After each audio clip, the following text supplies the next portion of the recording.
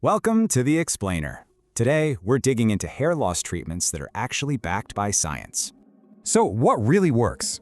Let's get straight to what the evidence shows for this super common issue.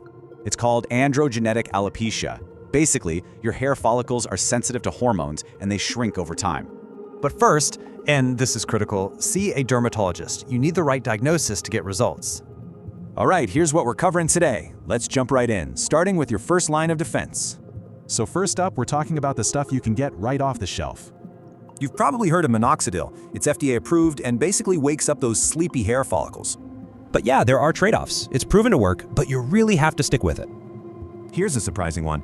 A prescription dandruff shampoo can also fight male pattern hair loss. Who knew? Okay, moving on to prescription pills. These work from the inside out, and you'll need a doctor.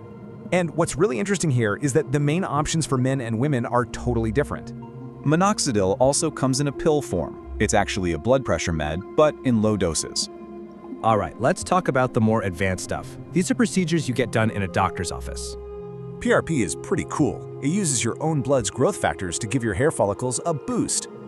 And a quick warning, leave microneedling to the pros. Doing it at home is a huge risk. Then there's the hair transplant. It's a surgical solution that requires a lot of skill and patience. Now for something you can actually do at home. A pretty cool, non-invasive piece of tech. It's called low-level laser therapy. It basically uses light to wake up and energize your follicles. It's FDA cleared and plays well with other treatments, but you've got to be consistent to see results. So let's pull all this together. What's the game plan for long-term success with these treatments? The number one rule, you have got to be patient. Seriously, there are no overnight fixes here.